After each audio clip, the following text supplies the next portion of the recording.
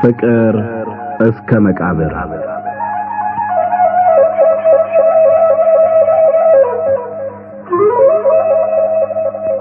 ደራሲ ሐዲስ ዓለማየሁ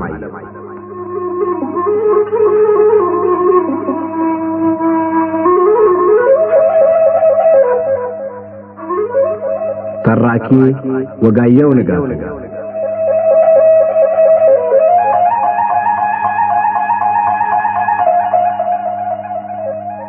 ፍቅር እስከ መቃብር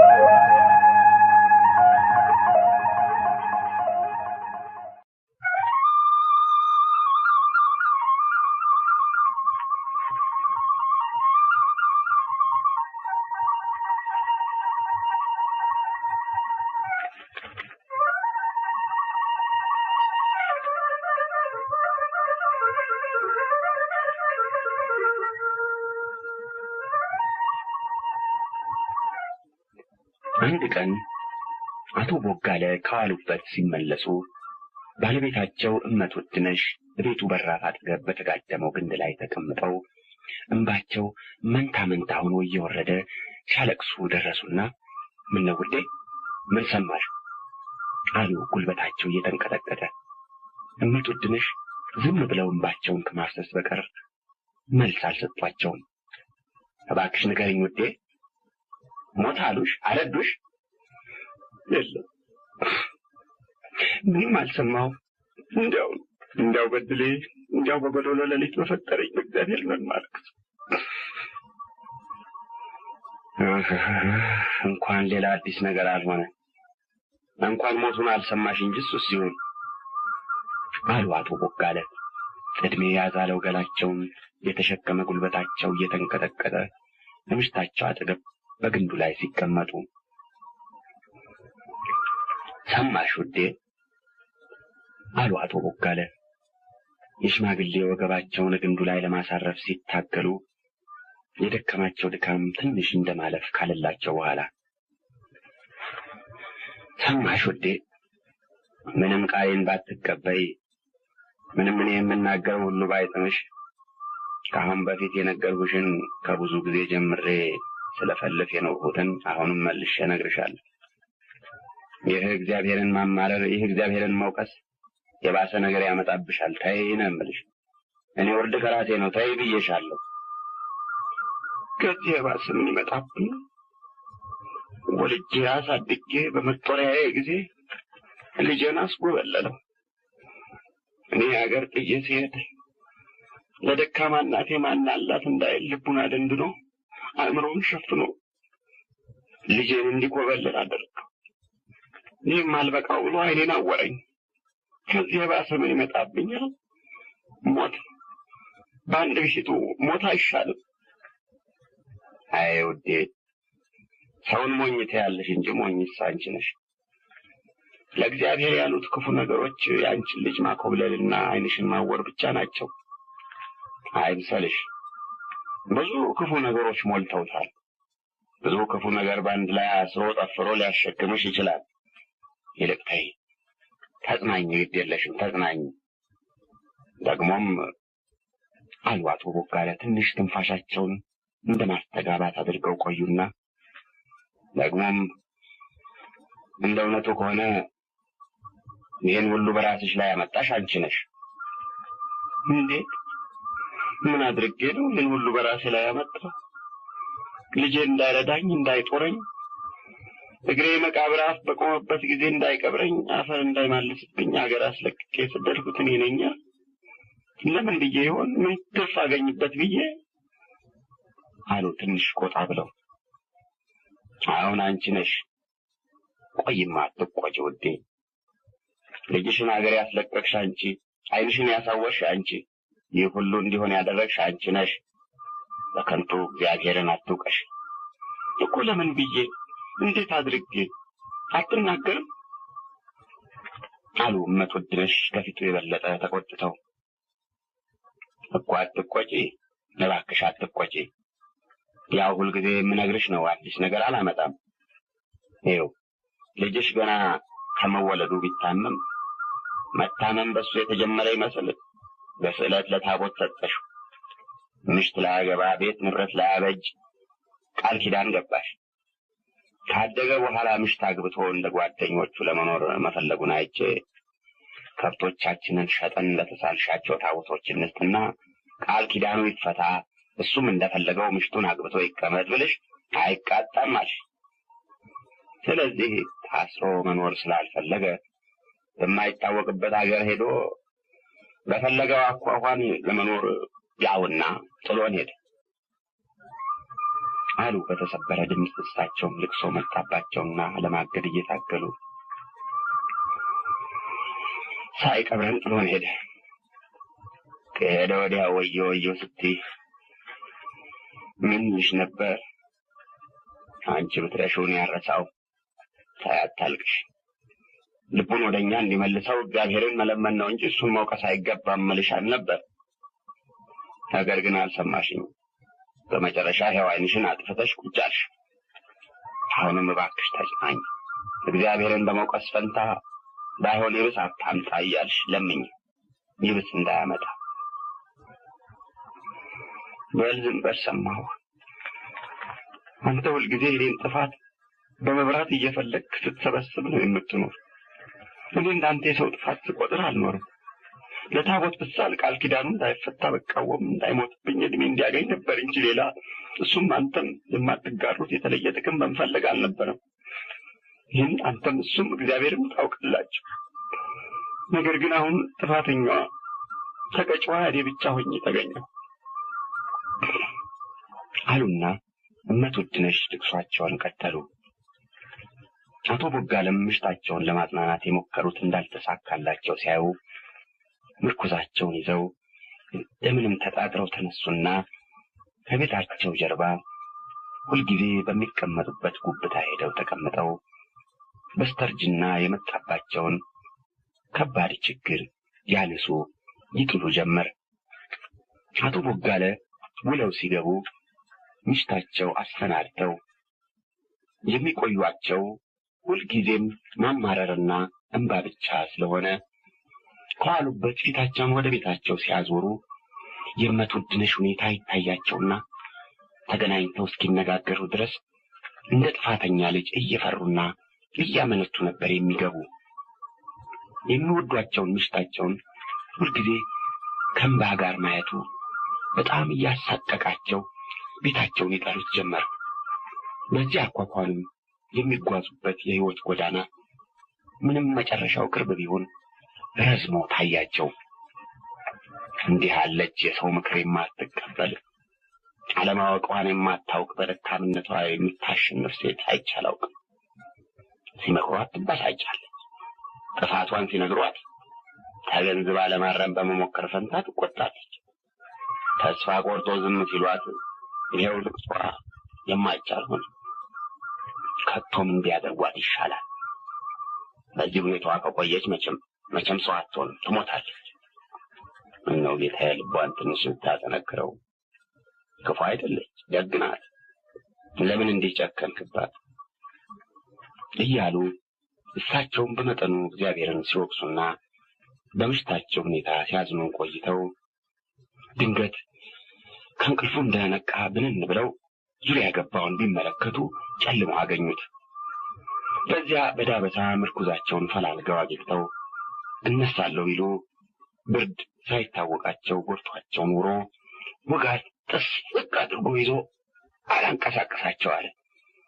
ሆኖም በምርኩዛቸው እርዳታ እንደምንም ተጎትተው ተነስተው ቤታቸው ለመግባት ቻሉ። እመትውድነሽ ባለቤታቸው ዝም ብለው ገብተው እሳቱ ዳር ባለችው ትንሽ መደብ ሲጋደሙ እንዲጽናኑና ልቅሷቸውን እንዲተዉ ቢመክሯቸው አልሰማ ስላሉ ያኮረፉ መስሏቸው ነበር።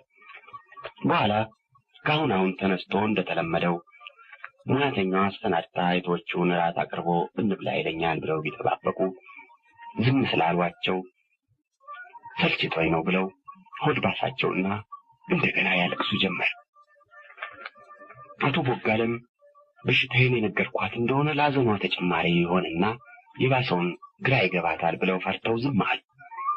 በዚህ አኳኋን እመትወድነሽ ሲያለቅሱ ባላቸው ድምፃቸውን አጥፍተው ከውጋት ጋር ሲታገሉ አደሩ። በነጋው አቶ ቦጋለ እንደ ልማዳቸው በጠዋት ስላልተነሱ እመትወድነሽ ተጠራጠሩና ቀረብ ብለው እጃቸውን ሰደው ባላቸውን ቢዳብሱ በላብ ተነክረው አገኟቸው። ቢጠይቋቸውም የሚሰጡትን መልስ ውጋት እያቋረጠው በጣም ሊያስተውሉት ካለመቻላቸውም ሌላ ጠይቆ ለመረዳት የተረፋቸው ትንሽ ትዕግስት አለቀ። ከዚያ እየወደቁ እየተነሱ በሩን ፈልገው አገኙና ወጥተው ይጮሁ ጀመሩ። ጩኸት የሰሙ ጎረቤቶች ደርሰው ምንድን ነው እያሉ ቢገቡ አቶ ቦጋለ በአፍንጫቸው ደም እየወረደ ሲጣጣሩ አገኟቸው። እመትወድነሽ ይህን ሲሰሙ ጭራሽ ራሳቸውን መግዛት አቃታቸው።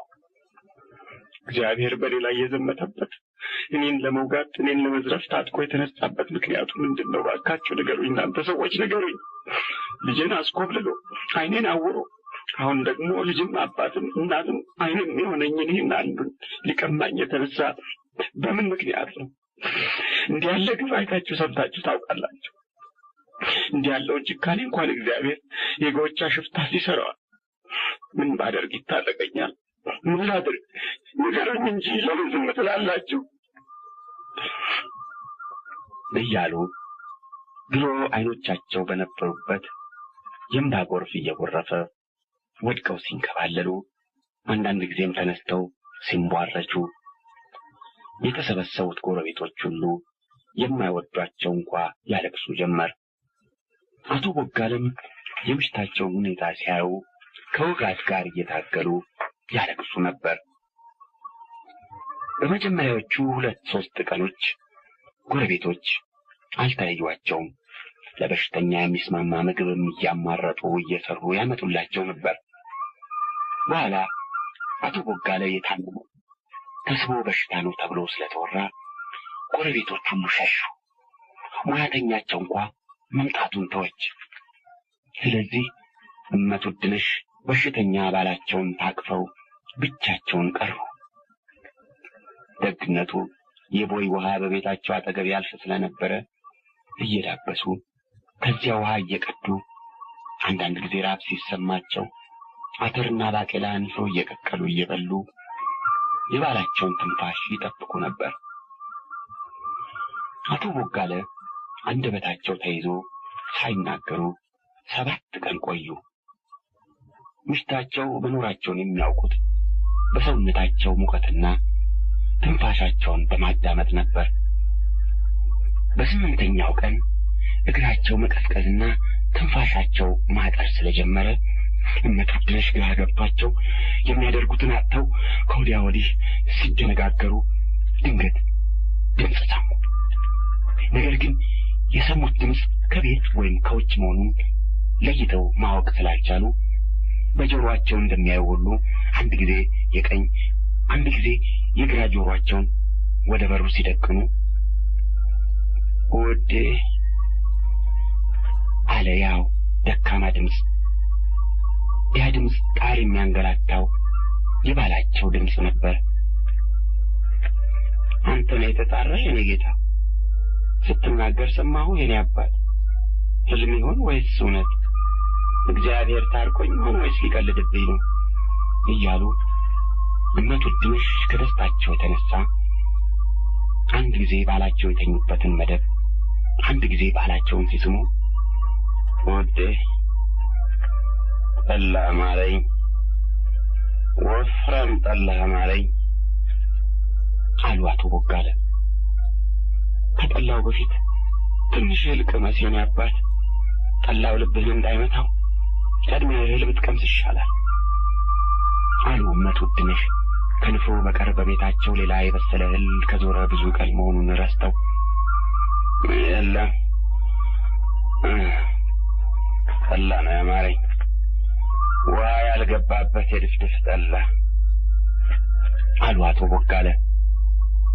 ከዚያ እመትወድነሽ አየሩን በእጃቸው ምድሩን በእግራቸው እየዳበሱ ወጥተው ደጅ ቆመው በጎረቤት ጠላ እንዳስቀመጡ ሁሉ ብሪቱ፣ ሻሼ፣ ደሬቱ፣ በላይነሽ ቶሎ ጠላ አምጡልኝ፣ የሞት መድኃኒት የሚሆን ጠላ እያሉ ጎረቤቶቻቸውን አንድ ባንድ እየጠሩ ቢጮሁ ሁሉም ቤታቸውን ዘግተው ሸሽተው ስለነበረ ወይ የሚላቸው አጡ። ከዚያ መንገዱን በእግራቸው እየዳበሱ አያቦጋለ በ8 ቀኑ ዛሬ ተናግሮ ጠላ አማረኝ ብሎ የሚሰጠኝ አጣሁ። እንዴት አንድ ዋንጫ ጠላ አጥቶ ይሙት? እንዴት ተወልዶ ባደገበት የአያቴቅና የአቶ ትብት በተቀበረበት አንድ ዋንጫ ጠላ ለምን ወይጣ? እንዴት በጋን ሾሜ ባጠጣሁት አገር አንድ ዋንጫ ጠላ ለምኜ ልጣ? እያሉ እንደ እብድ ብቻቸውን እየጮሁ ግማሽ ምዕራፍ ያክል ሄደው እያለቀሱ ባዷቸውን ተመለሱ። ሀገር አንድ ላይ አድሞ ጉሮሮዬ እስኪነቃ ብጣራ ትንፋሽ እስኪያልቅ ብጮህ የሚሰማኝ ምን ሆንሽ የሚለኝ አጣ። የሞት መድኃኒት የሚሆን አንድ ዋንጫ ጠላ ለምኜ አጣ። ግድ የለም እንኳን እግዚአብሔር ለዚህ አበቃ እንጂ እንኳን እግዚአብሔር አፍን ለመክፈት አበቃ እንጂ የጠላ አምሮት አይገልም እያሉ እመት ውድነሽ ባላቸው አጠገብ ቁጭ ብለው ያን የማያልቅ የማይደርቅ እንባቸውን ያፈሱ ጀመር። ከዚያም ጠጋሉና ትሰማኛለህ የኔ አባት? እንቅልፍ ወሰደህ? ጠላ አላገኘውም። አምሮትህን ቁረጠው። ወዲያውም ጦምህን ሰንብተህ በባዶ ሆድህ ጠላ ብትጠጣ ይወዳሃል እንጂ ምንም አያደርግልህ። ይቅርብህ አሉ። ነገር ግን ለለፈለፉት ሁሉ ምንም መልስ አላገኙም። ተኛ? እንቅልፍ ወሰደ እንዴ የኔ አባት? አንጀቴ አሉ እጃቸውን ቀስ አድርገው ባላቸውን ለመዳበስ ሰደው። ነገር ግን መደቡ ላይ በባላቸው ፈንታ የነበረው የበረዶ ክምር ነበር። እጃቸው እንደተመታ ቶሎ ሮጦ ተመለሰ። እሳቸው ግን ደርቀው በድን ሆነው ቀሩ። ትንሽ ዝም ብለው ቆይተው ነፍሳቸውን ትንሽ ማወቅ ሲጀምሩ እንደምንም ተደፋፍረው እንደገና እጃቸውን ሰደው ከላይ እስከታች ቢዳብሱ በመደቡ ላይ የተከመረው በረዶ እንደ ሰው እጅና እግር፣ አፍንጫና ከንፈር፣ ዓይንና ግንባር፣ ራስም ጆሮም ያለው ነው። ያ መደቡ ላይ የተከመረ በረዶ ከጥቂት ጊዜ በፊት እመት ውድነሽ ጠላ ፍለጋ ከመሄዳቸው በፊት ሙቀትና ሕይወት የነበረው ሰው ነበር። ያ የበረዶ ክምር ሙቀቱ ከራሱ አልፎ ለእመት ውድነሽ ይተርፍ ነበር። አሁን እንኳን ሙቀት ሊሰጥ ሙቀት ሊቀበል የማይችል በረዶ ሆነ። እመት ውድነሽ ዝም ብለው ተቀምጠው ብዙ ቆዩ። ለማልቀስም እኮ የሰው ሕዋሳት በመጠኑ እንዲሰሩ ልብ ደህና ሆኖ ሐዘን እንዲሰማ ያስፈልጋል። የእመት ውድነሽ ሕዋሳት ግን በዚያን ጊዜ በደንብ መስራታቸውን ስለተዉ ማልቀስ እንኳን አልቻሉም። ስለዚህ ዝም ብለው ቆዩ። በኋላ ብቻ ብዙ ከቆዩ በኋላ የባላቸው መሞት፣ የእሳቸው ብቻቸውን መቅረት መጀመሪያ እንደ ትዝታ፣ ቀጥሎ በሙሉ ኃይሉ በሙሉ ክብደቱ መጥቶ ተጫናቸውና እየተነሱ እየወደቁ ያለቅሱ ጀመር። ከዚያ በሩም መድረኩም እየገጫቸው ወጥተው ኧረ ሰው ያለ የጎረቤት ያለ ተዘረፍኩላችሁ፣ ተቀማሁላችሁ እያሉ ቢጮሁ ቢወድቁ ቢነሱ አይዞሽ ደረሱልሽ የሚል ዘራፊ የሚከተል ቀማኛ የሚያስመልስ ዘመድ ጠፋ። እመት ውድነሽ እንዲሁ ከቀትር ጀምረው ብቻቸውን እየወደቁ እየተነሱ ሲጮሁ ውለው ሲደክማቸው ገብተው ሬሳቸው አጠገብ ተቀመጡ። እመት ውድነሽ ቀኑን እንዲህ እየወጡም እየገቡም ሲያለቅሱ ውለው ሌሊት ልቅሷቸውን ተውና በምን ምክንያት እንደዚህ ያለ በሰው ደርሶ የማያውቅ መከራ እንደደረሰባቸው ሲያሰላስሉ አንድ ቀን ባላቸው ሳይታመሙ እግዚአብሔር የመከራ ድሃ አይምሰልሽ፣ ብዙ ክፉ ነገር ብዙ መከራ በአንድ ላይ አስሮ ጠፍሮ ሊያሸክምሽ ይችላልና ባታማረሪው ይሻላል ያሏቸው ትዝ ሲላቸው ጊዜ ፍርሃት ያዛቸው። እውነትም እግዚአብሔር የመከራ ድሃ አይደለም፣ ከዚህ የከበደም መከራ አንድ ላይ ጠፍሮ ያሸክመኝ ሆነ። እያቦጋለ ሞኝ ሲመስል ለካ በጣም ብልህ በጣም አዋቂ ኖሯል። እኔ አልሰማው ብዬ ነው እንጂ ምን ሁሉ አስቀድሞ አውቆ ነግሮኛል። አይ እንደገና ተመልሶ የሚኖር ቢሆን የሚመክረኝን ሁሉ እንደ እግዚአብሔር ቃል እንደ ቅዱስ ገብርኤል ቃል አክብሬ ፈርቼ ይቀበለው ነበር አሉና ጌታዬ አባቴ አንጀቴ ማረኝ፣ በድያለሁ፣ ማረኝ፣ ምከረኝ፣ እንግዲህ እሰማሃለሁ፣ ምከረኝ፣ አስከትለኝ፣ ሁለተኛ አላስቀይምህም፣ አስከትለኝ እያሉ ሲያለቅሱ አንዳንድ ጊዜም አማረርሽኝ ብሎ በተሸከሙት መከራ ላይ ሌላ መከራ ጨምሮ እንዳያሸክማቸው እየፈሩ ዝም ሲሉ ሌሊቱ ነጋ። ተከታዩ ቀንም እንዲሁ አለፈ። በሁለተኛው ሌሊት በዶሮ ጩኸት ላይ አንድ ሰው እጓሮ ሆኖ ተጣራ። እመቱድነሽ ድምፁ ሲሰሙ ተነስተው ባሩን ፍለጋ ከወዲያ ወዲህ ሲዳብሱ ምሰሶውም ወጋግራውም እየገጫቸው ወጥተው ማነህ አሉ። እኔ ቄስ ምህረቱ ነኝ። እንዴት አደሩ እመቱድነሽ? እግዚአብሔር ይመስገን። እንዴት አደሩ አባቴ አሉ እመቱድነሽ። አባ ምህረቱ ያቶ ቦጋለ የንስሐ አባት ነበሩ። ሰው ሀገር ሰንብቼ ሳልጠይቃችሁ ሰነበትኩ። በሽተኛው እንደምን ናቸው? በሽተኛውማ አረፈ አሉ እመቱድነሽ ወደ አባ ምህረቱ ለመሄድ መንገዳቸውን እየፈለጉ። አረፉ? አይ ሰው፣ አይ ትልቅ ሰው። እዛ ይሁኑ እመቱድነሽ፣ የተከተለው አይታወቅምና አይምጡ። መቼ አረፉ አሉ አባ ምህረቱ። እመቱድነሽ ወደ እሳቸው ለመሄድ መሞከራቸውን ሲያዩ ወደ ኋላ እየሸሹ ከትናንት ወዲያ ቀትር ላይ አረፈ። ከትናንት ወዲያ ቀትር ላይ? አይጉድ! እንዴት ታዲያ ምን ተናዘዙ? አልተናዘዘም። እንዴት ሳይናዘዙ ሞቱ? ለሁሉስ ዘመድ ባጠገብ ቢገኝ አልነበር?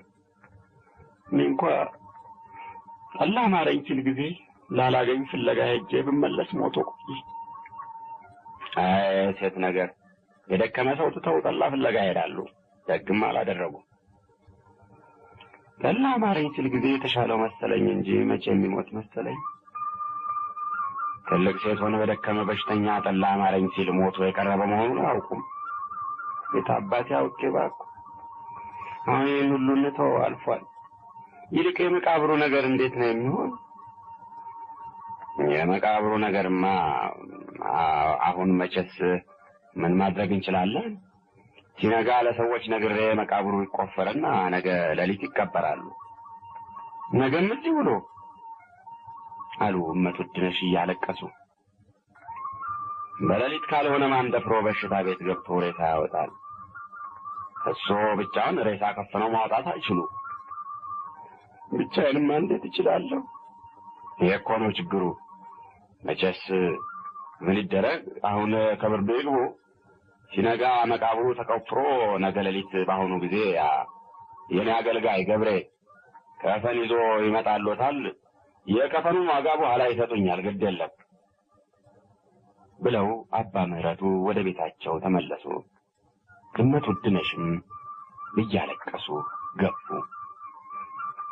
ሲነጋ አባ ምህረቱ በየሰው እየላኩ ያቶ ቦጋለን ረፍት ነግረው መቃብሩን ካስቆፈሩ በኋላ አይናቸው እያየ ገብሬን ወደ በሽታ ቤት መላኩ አስቸግሯቸው ከገዛ ሐሳባቸው ጋር ሲሟገቱ ቆዩና ይሄድ ግድ የለም እግዚአብሔር ለኔ ካለው ምንም አይሆን፣ ያለዚያም መቼስ የሰው መፈረጃ ከመሆን የማይሻል የለም ብለው በዶሮ ጩኸት ላይ ገብሬን ከፈናስ ይዘው ወደ እመት ውድነሽ ላኩት።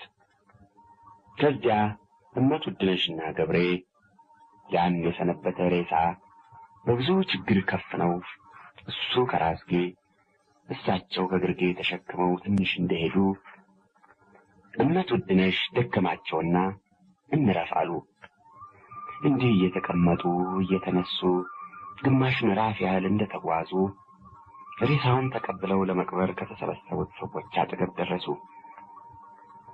የተሰበሰቡት ሰዎች እመት ውድነሽንና ገብሬን ሲያዩ ተጣርተው ሬሳውን እሱ ላይ አስቀምጡና ተመለሱ አሏቸው። በሽታ አንድ ጊዜ ከገደለ በኋላ ሕያዋንን እንጂ ሙታንን አይከተልም ስለሚባል አቶ ቦጋለን የገደለ በሽታ እመት ውድነሽን ተከትሎ እንዲመለስ ነው። ስለዚህ እመት ውድነሽና ገብሬ እንደታዘዙት ሬሳውን አስቀምጠው በሽታውን አስከትለው ወደ መጡበት ሲመለሱ ቀባሪዎቹ አንስተው ቶሎ ቶሎ ሳይነጋ ቀብረው ወደ የቤታቸው ተበታተኑ። አቶ ቦጋለ የተቀበሩ ዕለት እመት ውድነሽ ታመው አደሩ። ባላቸው በታመሙ ጊዜ እሳቸው አንስተው አስተኝተው ደካማ ዓይነ ስውር ሊያደርገው የሚችለውን ሁሉ አድርገው በራስጌ በግርጌ ሆነው አስታመው አልቅሰው ባይቀብሩም አስቀበሯቸው። እሳቸው ሲታመሙ ግን ሌላ ሁሉ ይቅርና በር እንኳን የሚከፍትና የሚዘጋላቸው ባጠገባቸው ማንም ሳይኖር በባዶ ቤት 3 ቀን ታመው ሞቱ። በሽታቸው ምን እንደነበረና እንዴት እንደሞቱ የሚያውቅ ሰው አልነበረም። እስከ ብዙ ጊዜ ድረስ በማንኩሳ ሲመረቅ እንደ ቦጋለ መብራቱና እንደ ውድነሽ በጣሙ የወላድ መካኖች ከመሆን ያድናችሁ ይባል ነበር።